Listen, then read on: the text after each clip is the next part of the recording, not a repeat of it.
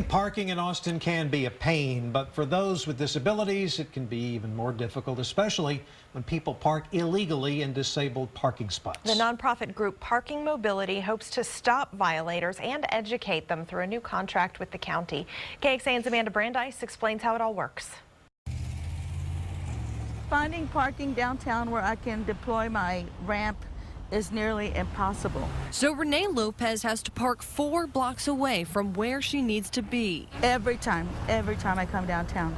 Often I hear my mother telling people, I never thought that Renee would be driving us around, but I can and I do, and it's freedom. Renee's lived with a disability since she was born, and now she's joining the movement to stop illegal parking in disabled spots. The problem I have now, more than ever before, is finding accessible parking.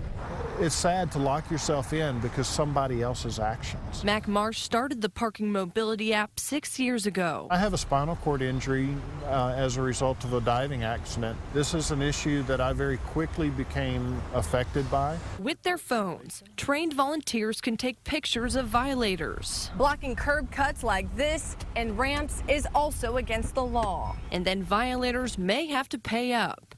Max says there's been thousands of reports sent in.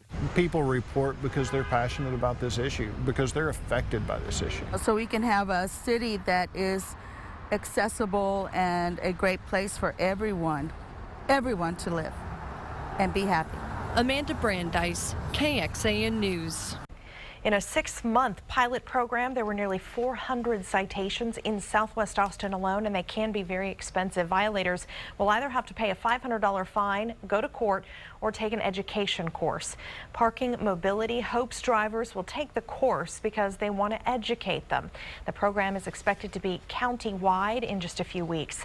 Texas law allows communities to recruit volunteers to issue tickets to people who park in the wrong spaces. To issue those tickets, you have to be at least 18 years old and complete 4 hours of training.